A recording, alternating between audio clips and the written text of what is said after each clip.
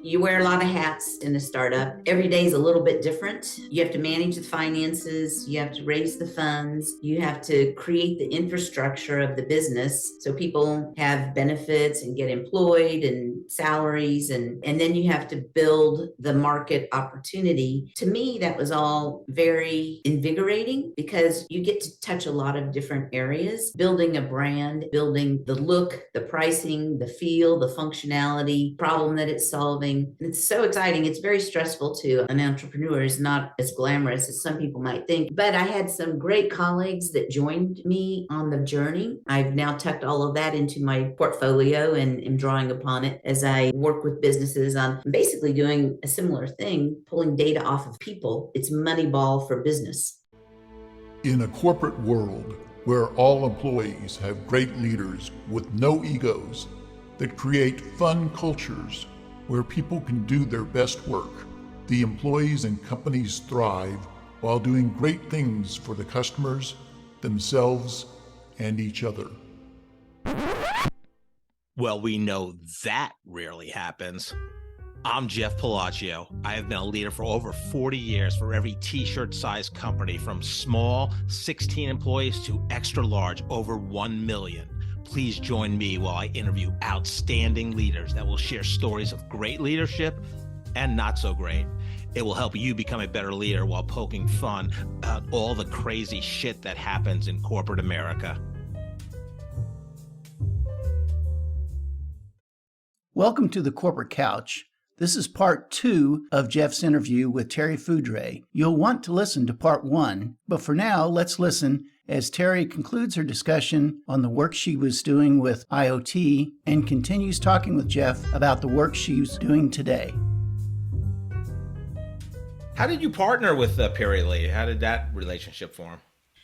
So I was very interested in the Internet of Things, and he was working at Cradlepoint. And I had a friend here in Kansas City who was a solution architect with Cradlepoint.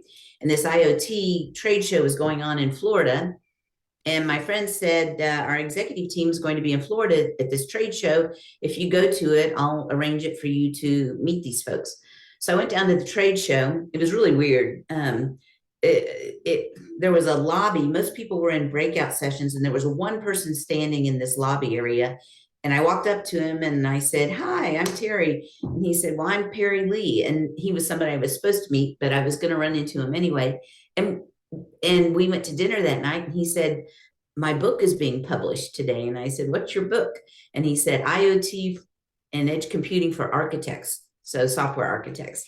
And he's just brilliant. We became friends. He went back to Boise, Idaho, where he lives. And not long after he went back, Cradlepoint dissolved their IoT division. So he knew I was starting this. He's like, "Terri, I'll advise you if you want me to, and help you." And so he stuck with me the whole 4 or 5 years. So great guy. So, you've worked for companies before you started your own company. Your most current experience before doing that is in business development. So what is it like to just be the founder and the CEO of your own company? I mean, what were your learnings? What was going through your head at the time? Well, you wear a lot of hats, of course, in a startup, and every day is a little bit different. You have to manage the finances, you have to raise the funds, you have to create the infrastructure of the business so people have benefits and get employed and salaries, and then you have to build the market opportunity. To me, that was all very invigorating because you get to touch a lot of different areas, and you have to grow in any area that you're not, it's not your strongest point. And building a brand and building, the look, the pricing, the feel, the functionality, the problem that it's solving.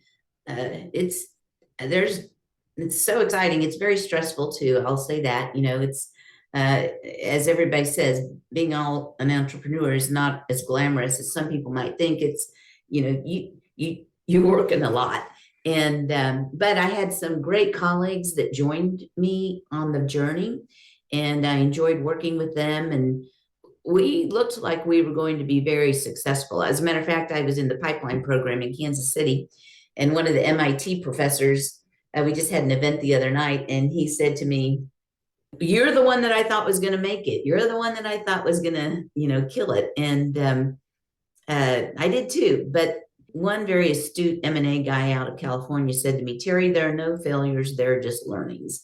And I learned a lot. And, I've now tucked all of that into my portfolio and am drawing upon it as I work with businesses on I'm basically doing a similar thing, pulling data off of people to get the right people in the right seats. So it's Moneyball for business. Yeah, so you're a Culture Index as an executive advisor to CEOs.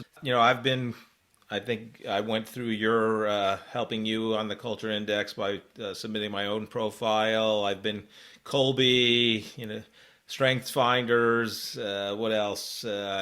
Myers-Briggs, Enneagram. Myers-Briggs about 6 times. No Enneagram yet, so Uh-huh. still not have done that. But so what's the difference? Your LinkedIn profile is fabulous in terms of how in depth of it. Tell us in your own words, and I love the Moneyball analogy. Yeah. So businesses are trying to digitize, right? They are trying to transform digitally. So that's what we were doing at CompTIA with the pulling the data off of the manufacturing stuff. This is the same thing, but pulling it off of the people. And if you think about it, most businesses, certainly they're almost all their biggest intangible asset is their people. And if you think about Uber has no vehicles, Airbnb really has no real estate. Google traditionally has not had brick and mortar. Their biggest asset is their intangible one, which is their people and also their software. So if you're trying to transform digitally and it's easy to get the data off of people, why not leverage that? And the difference between, and I was a customer at Culture Index, the difference between that and other assessments is that it's actionable. It compares the person and who they are naturally, traits that were formed when they were around 12 years old and are immutable, to the role that they are either in or are applying for.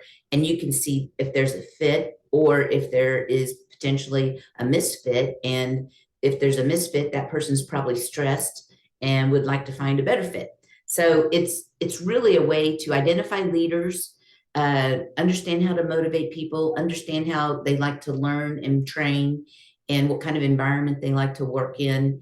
And it enables management, and human capital is so scarce and hard to attract at this time, to make their employees happier and more comfortable in their roles and equip them with what they need to be successful.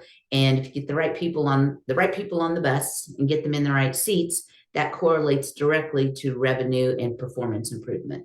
So I've been through most of those assessments that you just named. Historically, like when I was at Sprint, we did Myers-Briggs. I was an ENTJ.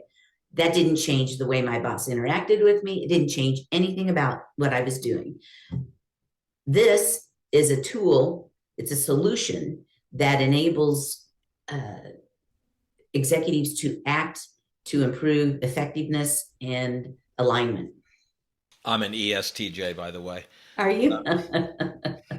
So what was the biggest change for you? Again, startup, the startup grind, being the founder, being the CEO, and then being IC, individual contributor, executive advisor. I mean, it's a tough pivot. Like, what have been your biggest challenges in your early days at Culture Index? I don't really see it as a pivot. I see it as really doing what I've done previously, like at Houlihan's, taking instinctual decision making on the menu and really validating the direction with data, and looking at how to apply that data to solve problems or to make the product better. And did the same thing at Net Standard, at the Blue Ocean Consulting. It's fact finding. What's going on? what can you see that can be improved, and then applying that. It to me, it's all the same approach, knowing people, understanding their problems, and figuring out how you can apply your tools or your solutions to solve those. I think that, you have to be a self-starter. You have to be able to work without a lot of rigidness or definition in your job, to find ways to move forward. And I do think too, like we've known each other a long time, and I have a very nice network of people that I've worked with over time. And I leverage that every day, both in trying to help them and also in asking for help to get introductions and to support each other. And I think, that personal brand and being very cognizant of how you treat people, your ethics, and where you, how you engage, that's a huge asset in having a successful career. Yeah, I mean, obviously you have a great reputation in the community in terms of being a connector and helping others. Do you think that's your primary advantage in terms of gaining access to very busy CEOs? Yeah, I do. I also think you want to be reading what they're reading. You want to be thinking about the things they're thinking about. You want them to see you as a peer that understands the world they're in and can actually bring value to the work they're trying to accomplish. And that takes staying relevant, continuously learning, seeking out information, and applying it. Yeah, so how do you go about that? Like, how do you understand what they're reading? I mean, obviously, I'll say the minority, there's no quantitative data that I'm citing that are active on LinkedIn. The ones that are posting things, but I mean, how do you do that? You've been in business a long time. You know the problems that you've been solving, and why that, which ones are prioritized and why. And having lived the CEO life, having lived the founder life, having been through many accelerators and programs, and and I think the key to it is when you are meeting them or you're reconnecting with them, listening and not being so quick to tell your own story. Listen to theirs and get that nugget of information that it gives you a rung to grab onto to understand how you can bring something to the table. Yeah, I'd like to go back to the Moneyball analogy because I love the book and it was a great movie also. And I used to use the Moneyball analogy both at Boehringer Ingelheim as well as Aratana Therapeutics, both in the animal health space, and just in terms of sales performance and optimizing sales and doing that.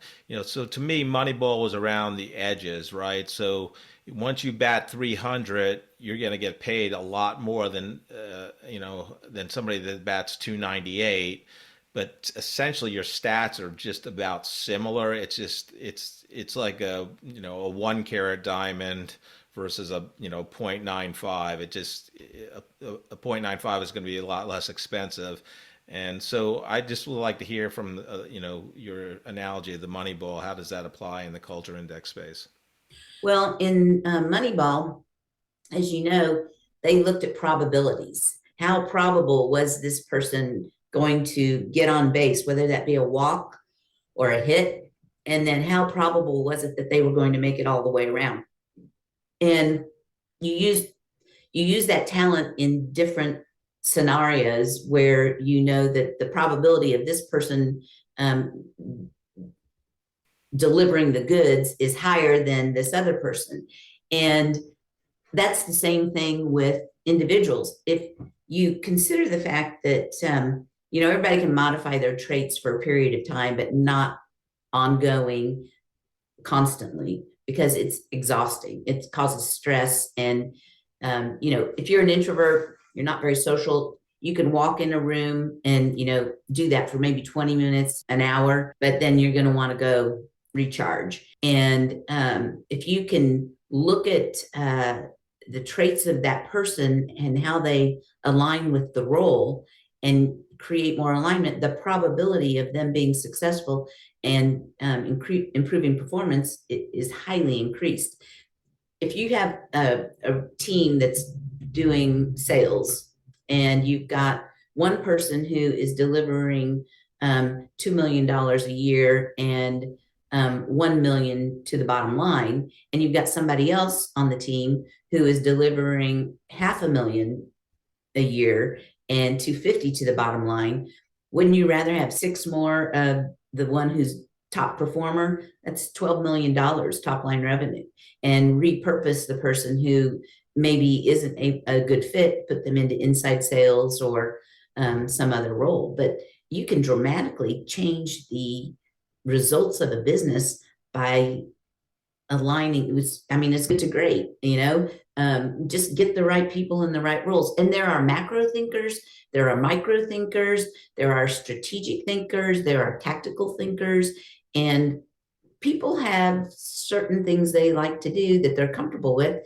And if you get them in that role, it impacts the entire culture of the company, because everybody's happy with what they're doing. They know they can deliver, and they know that they can count on whomever's doing something to deliver.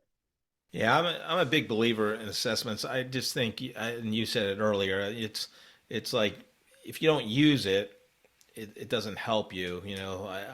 Every company, we publish, everybody's strength finders, and then you see who's similar, who's not. But unless you're using it for to make communication better or collaboration better, it makes no sense. So it becomes the flavor of the month. I said, I think I've gone through Myers-Briggs possibly 7 times in my career. So. Yeah. There's those activities without outcomes are a waste of time. Yeah. And some of them do not comply with EEOC regulations. So for hiring, so that's important to keep in mind too. But that's why what I'm doing now, when I get a new client, I'm working directly with them on an ongoing basis to help them understand how to apply it and following up to make sure that they're achieving their goals. It's really fun. I'm really happy with this, because it does have outcomes. It does have impact. And it's an 8-minute survey. It's very easy to implement, across a company. Yeah, I think I've taken it at least twice. So yeah, it's been interesting. And once you sign a client up, you're working with them till they say, we don't want to work with you anymore. Right. It's an annual license, and we train the people who are motivating, hiring, training, promoting within the organization. So they have a command of it, and over time it grows. It's I'm an evangelist. I was a customer, like I say, and I saw it firsthand. And when the opportunity came to join up on this, and I jumped at it. Yeah, it just seems like a perfect marriage of what you like to do and what you stand for, and your background, your being data driven, and adding value to companies. So that's incredible. So yeah. Terri, your career, you spanned a lot of different industries, a lot of different leadership roles. What's the common theme for you that has driven you to success in so many different businesses? Well, I know that you identify as a servant leader, and I do too. Making sure that you are recognizing and valuing people for what they contribute, and finding out how to motivate them. And I also think staying hyper-focused on the customer and the problem you're solving for the customer that is important to them. Without that, you're just floundering. Like I said, I was in the pipeline program, and there are a lot of mentors that are associated with that. It's for entrepreneurs. It's an accelerator in Kansas, Nebraska, and Missouri. And they pick 13 people every year, and they interview a ton. And what I hear from them often is, people have a hammer, they're looking for a nail. they have a solution, but they haven't found the problem that it solves. And they talk constantly about how refreshing it is if somebody is actually solving a problem that they have identified with the customer.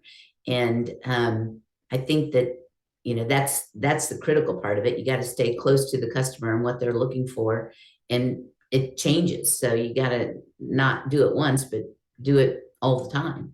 And then I think just bringing your best and that hard work, good attitude, and looking for creative ways to address those problems. Yeah, I totally agree. Totally agree. So I know you read a lot. So what's on your nightstand right now? What are you reading? Oh, actually, one of my customers told me that they'd been reading the Five Dysfunctions of a Business by Lencioni. And so I wanted to see what that was all about and how that impacts what we're working on. And so that's what I've been reading most recently. What about your kind of your favorites from last year's reading list that you completed? Well, I like the E-Myth, 0 to 1. I do a lot of internet searches looking for articles and things that are current and try and stay on top of that. What's E-Myth Revisited, Michael Gerber, I believe, very a classic book. What's 0 to 1 about? That is about startup and how to get something going and be efficient with it. And as we all know, you can overbuild something before you've really launched it. And so it's really about how to do that efficiently. I'd like to end the podcast with two questions to help two different groups of people that I have empathy for both. One is a recent college graduate, going to graduate in May of this coming year. What career advice would you have for them? Think about where you want to be 10 years from now and look at that job description on Indeed or whatever job post, and look at what experience they're looking for to help map your career to get you to that point so you can move forward with purpose and intention to know where you're going. Understand that the people that you work with throughout your career may likely pop up again later in your career, and you work with so many great people. Stay in touch with them, keep a record of them, don't lose sight of them.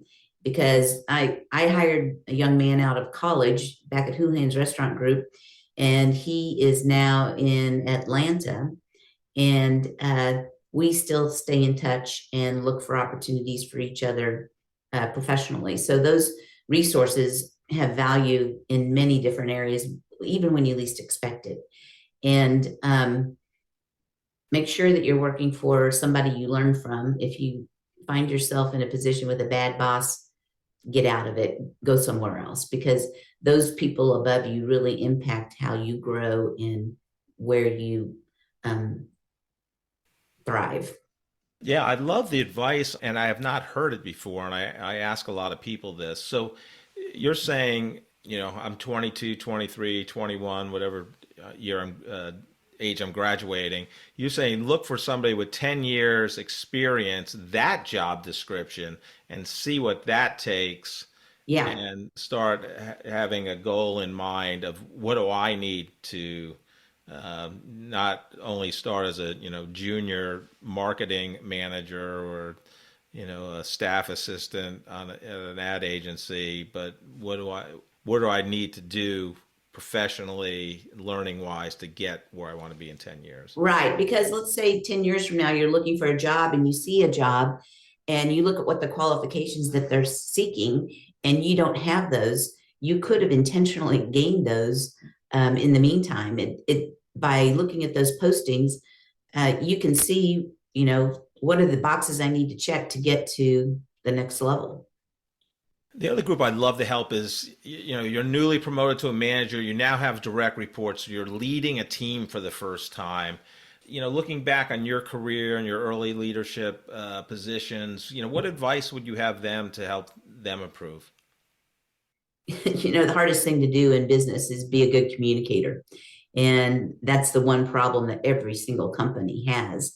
And so figuring out how to be a good communicator and a good listener, and then really genuinely caring about how you help the people that are reporting to you be their best selves and help them grow. Most people are looking for ways to grow, especially in those early career stages. And if people feel that you have some empathy and some desire to help them become better, they'll do so much for you you can't even imagine. And those are opportunities for lifetime relationships as well. People remember a good boss, and they also remember a bad boss. And you want to be in the former category. You don't want to be Sid. That's right. Well, Terri, you're a delight. One of my favorites. I'm so glad we reconnected. I think we reconnected at one of your events, I think, at Pulcinelli. I almost positive. Probably so. Yeah. We haven't seen each other in a long time. And yeah. I'm just glad we did. And thank you so much for being on the podcast. Thanks, Jeff. It was an honor and a pleasure, and it's always good to speak with you. All right. Take care.